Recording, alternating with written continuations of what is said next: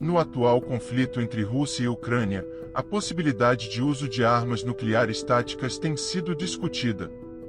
Neste vídeo, analisamos os argumentos e as implicações dessa estratégia, bem como as limitações e os riscos envolvidos. Exploramos as razões por trás da defesa da Rússia pelo uso dessas armas, a resistência das forças ucranianas, as consequências humanitárias e políticas, e a importância de buscar uma solução pacífica. Assista para entender os momentos mais impactantes desse dilema e as perspectivas do conflito. Essas são as palavras de Dmitry Rogozin, ex-diretor-geral da Agência Espacial Roscosmos da Rússia e vice-primeiro-ministro responsável pela indústria de defesa. Segundo Rogozin, não há outra maneira para a Rússia derrotar a ofensiva ucraniana. Em um vídeo de 30 segundos postado no Twitter, Rogozin afirma que, de acordo com a doutrina russa, a nação está totalmente dentro de seus direitos de usar armas nucleares táticas, destacando que evitar tais reversões estratégicas, como é esperado no contra-ataque, é a razão de sua existência. Tecnicamente, isso é verdade, as armas nucleares táticas foram desenvolvidas originalmente para causar grandes perdas em campo de batalha ou negar território a um inimigo irradiando-o. De certa forma, retorcidas seguindo uma lógica da Guerra Fria, as armas nucleares táticas eram uma tentativa de evitar um confronto nuclear total, porque se tanto a OTAN quanto o bloco soviético se encontrassem em uma derrota estratégica no campo de batalha, o único recurso real seria usar armas nucleares estratégicas. Essas armas têm poder destrutivo significativamente maior do que uma arma nuclear tática menor, embora oficialmente não haja limite real para o rendimento de uma arma nuclear tática. Assim, na mente dos planejadores da Guerra Fria, se ambos os lados pudessem lançar armas nucleares menores um contra o outro, eles evitariam lançar as grandes armas nucleares nas cidades uns dos outros. De certa forma, há uma lógica.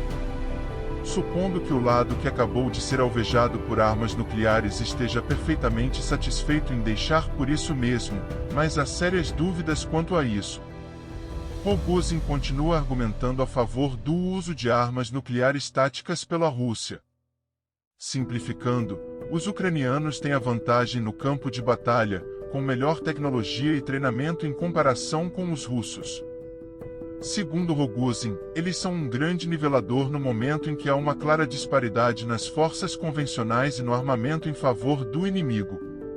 E novamente, ele não está errado. A Ucrânia tem a maioria das vantagens à medida que se prepara para a iminente ofensiva, que pode ter começado no momento em que você vê este vídeo. Eles têm desviado secretamente estimados 8 a 10 brigadas para serem treinadas por pessoal da OTAN nos últimos meses, colocando uma pressão significativa em suas forças presas em posições defensivas, que têm lutado sem alívio. Mas tudo foi um risco para preparar totalmente as tropas equipadas com equipamentos de alta qualidade da OTAN, que em breve serão a ponta de lança contra o ponto fraco das forças militares russas. Por sua vez, o exército russo está em uma situação desesperadora. Sua crise de moral é contínua, especialmente após o fracasso da ofensiva de inverno que, na verdade, não foi uma ofensiva. O moedor de carne de Bakhmut causou até 100.000 baixas do lado russo, com cerca de um terço disso estimado para a Ucrânia, o que a torna uma vitória clara. E na véspera do sucesso em Bakhmut, o exército russo e a Wagner se envolveram em conflitos internos enquanto tentavam sabotar um ao outro e reivindicar a glória de finalmente capturar uma cidade estrategicamente inútil. A escassez de equipamentos também tem sido grave, com a superioridade da artilharia russa de 20 para 1 caindo para 6 ou 8 para 1 durante o inverno. Agora, ambos os aliados estão enfrentando uma séria crise de munição, mas a Ucrânia conta com o apoio da maioria do mundo, enquanto a Rússia tem apenas alguns aliados para contar, incluindo Belarus, África do Sul e Coreia do Norte. Até mesmo a China, que muitos previam que apoiaria a Rússia, tem hesitado em apoiar diretamente Putin, e no máximo tem fornecido pequenas quantidades de ajuda por meio de seu setor comercial. O suprimento de armas de precisão da Rússia está em níveis perigosamente baixos desde outono passado, forçando-os a importar armas, como o drone suicida Shahed fabricado no Irã. Enfrentando as sanções mais severas da história, a indústria de armas da Rússia tem lutado para produzir mais do que alguns mísseis de cruzeiro e balísticos por mês. No entanto, de maneira típica russa, em vez de guardar armas para um único ataque avassalador, o comando militar e político russo tem sido tão desesperado por uma vitória de qualquer tipo que tem atacado a Ucrânia imediatamente ao receber cada novo lote de armas. Isso levou a um aumento vertiginoso nas interceptações pelas defesas aéreas ucranianas, que agora estão entre 80% e 90%. Além disso, a decisão de atingir a infraestrutura civil da Ucrânia não apenas falhou em desligar a rede elétrica nacional, mas também falhou em manter as seções afetadas inativas por muito tempo. As armas usadas na tentativa de destruir alvos civis poderiam ter sido melhor usadas atacando alvos militares. Desastres táticos como a Batalha de Vuhledar comprometeram ainda mais o exército russo. Na maior batalha de tanques da guerra até agora, a Rússia perdeu cerca de 120 veículos blindados de um estoque já em diminuição. E não foram apenas veículos blindados perdidos na tentativa de capturar Vuhledar, pois a Rússia também desfez unidades veteranas e altamente proficientes para reforçar unidades compostas em grande parte por recrutas inexperientes, e muitos deles morreram no processo. Yevgeny Prigozhin declarou ele próprio que o exército russo está em estado de crise.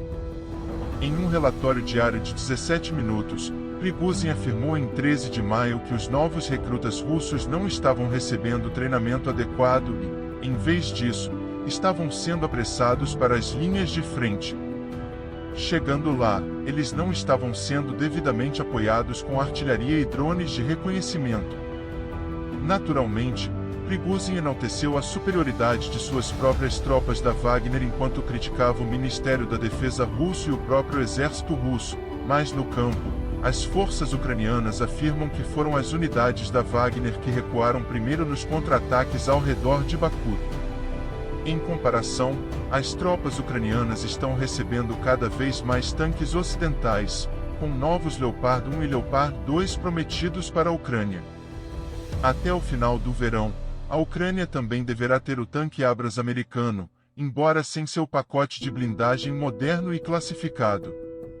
No entanto, o Abrams ainda é um tanque poderoso e muito melhor do que qualquer coisa que a Rússia esteja colocando em campo no momento. O Reino Unido também prometeu recentemente mísseis de longo alcance Storm Shadow, permitindo que a Ucrânia finalmente ataque com precisão alvos profundamente dentro das linhas inimigas, a capacidade exata pela qual eles imploraram aos Estados Unidos com ataques que se recusaram a enviar. Com a quantidade imensa de poder de fogo se acumulando contra as tropas russas, é fácil entender por que alguns estão começando a pedir o uso de armas nucleares táticas. Poderia funcionar, mas quais seriam as consequências? Em primeiro lugar, as armas nucleares táticas seriam eficazes contra o contra-ataque ucraniano. Isso depende das quantidades usadas. Os exércitos não operam em formações massivas como nos tempos napoleônicos, e, ao contrário, a fim de evitar reconhecimento inimigo ou bombardeios, eles se dispersam por grandes extensões de território. O verdadeiro truque, que a Rússia não conseguiu dominar, é ser capaz de reconstituir rapidamente suas forças para criar punhos penetrantes de homens e armamentos que perfurem pontos fracos, antes de se dispersarem novamente na retaguarda inimiga.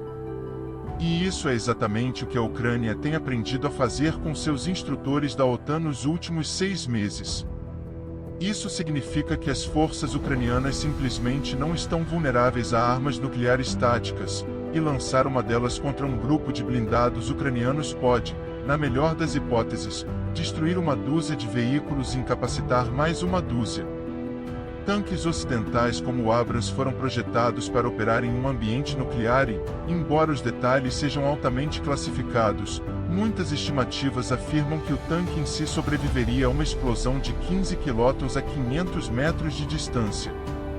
A tripulação precisaria de um pouco mais de distância para sobreviver ao efeito da onda de choque, embora o próprio tanque fosse suficiente para proteger a maioria dos efeitos da radiação.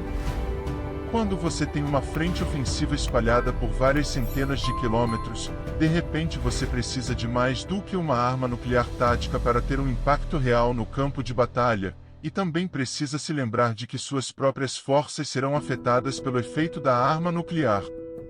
Uma fonte do Departamento de Defesa estimou que, para a Rússia ter um impacto significativo na guerra, ela precisaria usar quase 100 armas nucleares táticas espalhadas por toda a frente. Qualquer número menor do que isso e as forças ucranianas estão simplesmente muito dispersas para serem afetadas. Apenas na Batalha de Vuhledar, mais tanques russos foram destruídos do que uma única arma tática poderia potencialmente destruir. O valor real pode estar em usar armas nucleares táticas como uma demonstração de força e para negar território aos ucranianos. No entanto, isso exigiria que a Rússia detonasse múltiplas armas nucleares no solo, causando enormes nuvens de radiação. Em uma configuração normal de explosão no ar, as armas nucleares direcionam a maior parte da radiação para cima e para o espaço, e criam muito pouca precipitação radioativa. Ao contrário da opinião popular, o epicentro de uma detonação no ar seria acessível sem equipamento de proteção em poucos dias após a explosão. Mas em uma detonação no solo, as armas nucleares criam uma grande quantidade de precipitação nuclear, e essa precipitação seria exatamente o que a Rússia gostaria de mostrar. Durante a Guerra Fria, o Reino Unido teve uma ideia semelhante e até brincou com a ideia de implantar minas nucleares terrestres na Alemanha Ocidental, mesmo que brevemente. Essas armas nucleares causariam uma grande radiação do campo, negando acesso ao inimigo, que seria forçado a buscar uma rota alternativa que pudesse ser mais facilmente defendida. Eventualmente, o Reino Unido ficou preocupado com as reações da Alemanha Oriental ao descobrir seu plano absolutamente insano de irradiar metade de seu país para defendê-lo e cancelou seu programa de minas nucleares terrestres. Como durante o inverno havia preocupação de que os componentes das minas congelassem, os britânicos projetaram a mina de forma que uma galinha viva pudesse ser colocada dentro dela com comida e água suficientes para uma semana. O calor corporal da galinha manteria a mina operacional até que ela morresse. Nesse ponto, estamos supondo que, se o Armagedon ainda não tivesse começado, os britânicos simplesmente desenterrariam a mina e substituiriam a galinha morta. A Rússia poderia usar armas nucleares táticas para criar grandes áreas de território irradiado e negá-las aos ucranianos. No entanto, mais uma vez, a Rússia precisaria usar dezenas de armas para alcançar o efeito desejado, e então há o problema da precipitação nuclear. E, é claro, temos que lembrar que o uso de armas nucleares táticas teria consequências devastadoras para a população civil, além de trazer riscos ambientais e de saúde a longo prazo. O uso de armas nucleares é uma opção extrema que deve ser evitada a todo custo, pois as consequências humanitárias seriam inimagináveis. Em vez disso, é fundamental que os esforços diplomáticos e de mediação sejam intensificados para encontrar uma solução pacífica e evitar uma escalada do conflito. A comunidade internacional deve trabalhar em conjunto para pressionar por um cessar-fogo imediato e negociações de paz sustentáveis. Muito obrigado por assistir a este vídeo sobre o conflito russo-ucraniano e o dilema das armas nucleares táticas. Esperamos que você tenha encontrado o conteúdo informativo e esclarecedor. Se você gostou do vídeo e deseja acompanhar mais análises e atualizações sobre temas relacionados à geopolítica e segurança internacional, não se esqueça de deixar seu like e se inscrever no canal. Assim, você receberá notificações sempre que lançarmos novos vídeos. Além disso, queremos ouvir a sua opinião. Deixe um comentário abaixo compartilhando suas reflexões e insights sobre o caso. Queremos criar um espaço de diálogo construtivo e enriquecedor. Agradecemos imensamente pelo seu apoio contínuo e pelo engajamento com o nosso conteúdo. Sua participação é fundamental para o crescimento do canal. Até o próximo vídeo.